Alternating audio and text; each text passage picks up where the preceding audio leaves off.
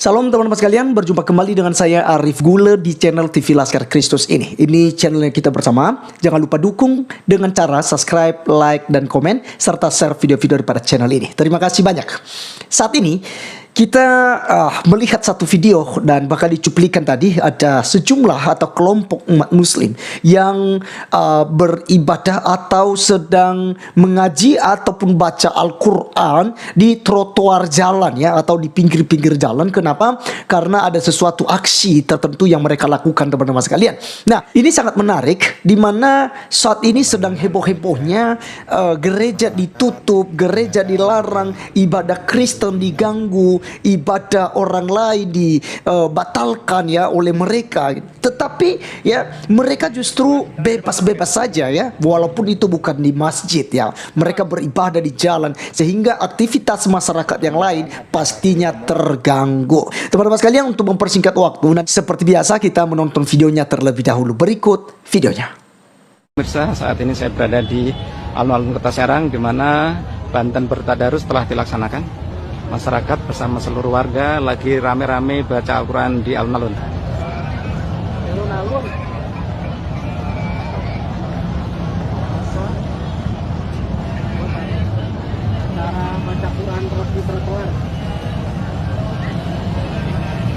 Kita Yesus Kristus.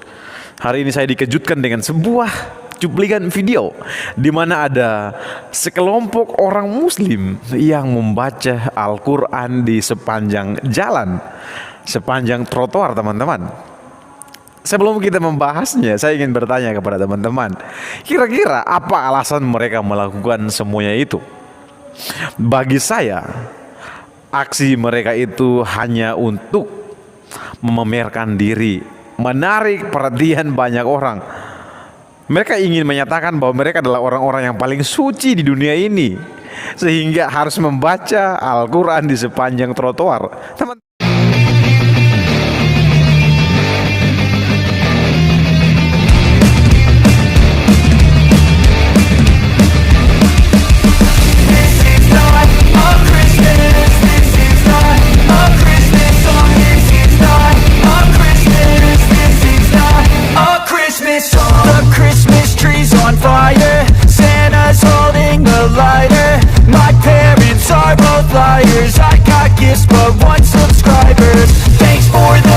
ya, teman-teman sekalian, itulah cuplikan videonya, dan itu memang benar-benar terjadi ya, dimana apa yang pernah dinubuatkan oleh Tuhan Yesus Kristus dan juga tergurau daripada Tuhan Yesus Kristus di dalam Matius pasal yang ke-6 ayat 5 tentang hal berdoa. Yesus katakan begini, teman-teman sekalian, dan apabila kamu berdoa, janganlah berdoa seperti orang munafik. Mereka suka mengucapkan doanya dengan berdiri dalam rumah-rumah ibadat dan pada tikungan-tikungan jalan raya, supaya mereka dilihat orang. Aku berkata kepadamu, sesungguhnya mereka sudah mendapat upahnya. Bahkan teman-teman sekalian, ya, kita melihat di mana akhir-akhir ini ada banyak sekali yang melakukan aksi semacam itu. Mereka berdoa, mereka ngaji, ya mereka sholat di tengah-tengah jalan yang memang itu bukan haknya mereka, karena itu adalah milik negara.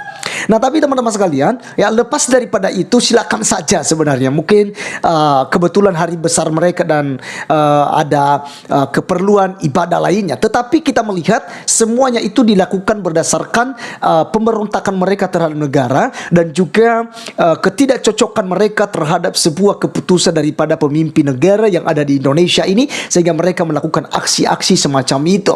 Jadi di tengah jalan pun, di atas mobil dan macam-macam, ya ribuan mereka beribadah teriak-teriak dengan menyebutkan nama Tuhannya.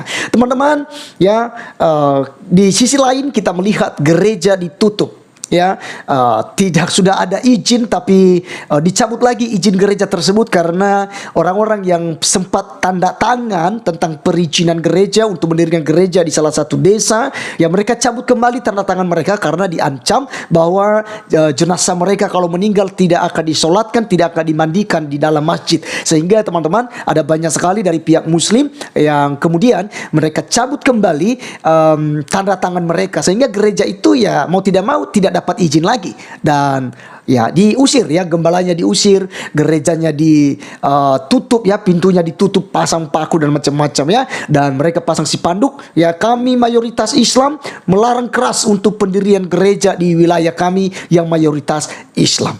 Jadi SKB 2 Menteri ini memang benar-benar menjadi hukum untuk membungkam mulut kaum minoritas, teman-teman sekalian ya. Jadi beberapa gereja sudah kita lihat ditutup, gereja tidak diberikan izinnya karena tidak mendapatkan tanda tangan dari warga setempat gitu ya.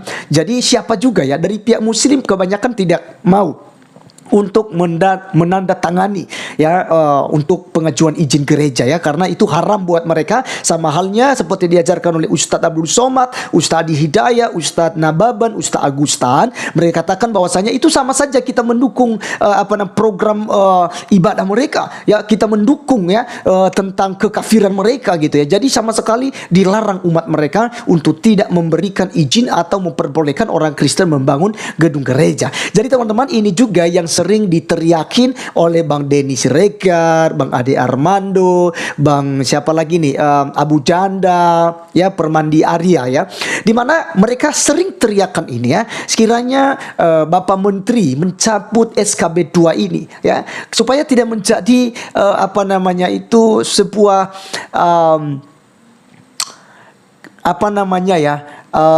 kriminalisasi terhadap orang Kristen. Jadi orang-orang yang mayoritas tadi berlindung karena itu. Kan ada undang-undangnya, SKB 2 Menteri itu sudah sah diberlakukan. Nah, di sini kalian tidak mendapatkan tanda tangan penduduk setempat, maka gereja kalian tidak boleh berdiri di sini. Walaupun sudah ada gedungnya, walaupun sudah ada tempat ibadahnya, sudah ada tanahnya ya, milik sendiri lagi ya, bukan milik masyarakat.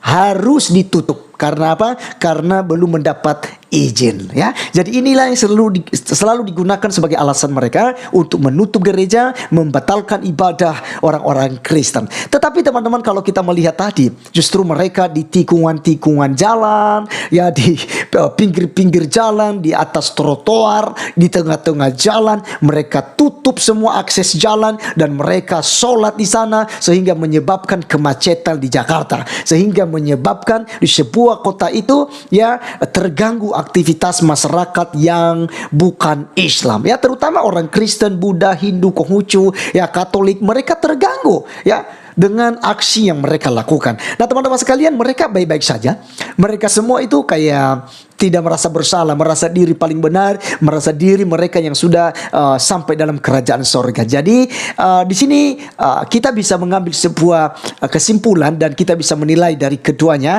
Teman-teman bisa membedakan sendiri antara Islam dan Kristen dari tindakan mereka ini ya. Walaupun ini hanya oknum, tetapi secara garis besar orang akan menilai bahwa oh ini ternyata Islam gitu ya. Karena pandangan orang semacam itu ya. Beda dengan kita teman-teman, kita paham bahwa itu hanya oknum, hanya kelompok-kelompok radikal, hanya kelompok-kelompok yang memang tidak suka dengan Pancasila ya, yang suka mau menyerukan untuk mendirikan khilafah di Indonesia ini. Nah teman-teman sekalian, sekali lagi tadi apa yang dikatakan oleh Tuhan Yesus Kristus tentang hal beribadah maupun dalam doa, kita tidak boleh ya seperti orang-orang munafik yang berdoa di pinggir-pinggir jalan, membaca kitab sucinya di pinggir-pinggir jalan, di tikungan-tikungan jalan, di atas trotoar, bahkan di muka umum ya, supaya mereka dikenal orang, oh ternyata mereka ini yang masuk surga, oh ternyata agama mereka inilah yang akan membawa orang itu menjadi damai gitu ya, oh agama mereka inilah yang akan mendamaikan Indonesia. Tapi sampai hari ini justru yang dialami oleh negara adalah kerugian besar ya, karena satu kali demo itu teman-teman sekalian berapa kerugian negara ya gitu ya, kerusakan yang terjadi ya, kayak misalnya demo di istana ya, pagar-pagarnya dirobohkan, dihancurkan ya. Jadi inilah teman-teman sekalian kalau saya mau katakan bahwa seperti dikatakan oleh Tuhan Yesus, kaum munafik ya, kaum munafik. Mereka merasa diri bahwa mereka sendiri yang penghuni sorga, mereka orang yang paling suci. Padahal teman-teman sekalian, kita bisa melihat sendiri ya.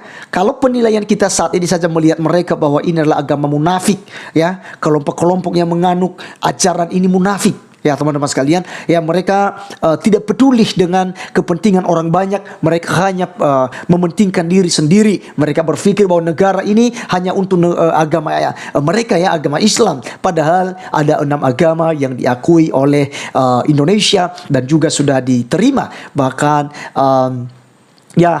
dijaga oleh hukum, dilindungi oleh hukum. Walaupun hukum tersebut ya seringkali juga tidak memberikan pembelaan kepada kaum minoritas, ya, di mana ada gereja ditutup, ada gereja dibakar, ada gereja yang ada ibadah di gereja yang sedang berlangsung digagalkan oleh oknum-oknum dari agama Islam. Dan akhirnya hukum juga pun seringkali itu tutup mata gitu ya. Kalau kita udah terlalu viral kan, ya mungkin baru akan ditindaklanjutin dan diselesaikan oleh pihak pemerintah. Maka teman-teman sekalian, sebagai akhir daripada video ini, saya mau sampaikan buat kita, mari kita tetap doakan Indonesia, kita tetap doakan presiden kita, wakil presiden dan jajaran kepemerintahan, agar mereka teman-teman sekalian boleh melakukan tugas dan tanggung jawab mereka seturut dengan kehendak Tuhan. Terima kasih teman-teman sekalian, saya Arif Gule undur diri, sampai ketemu di video saya selanjutnya. Tuhan Yesus memberkati kita.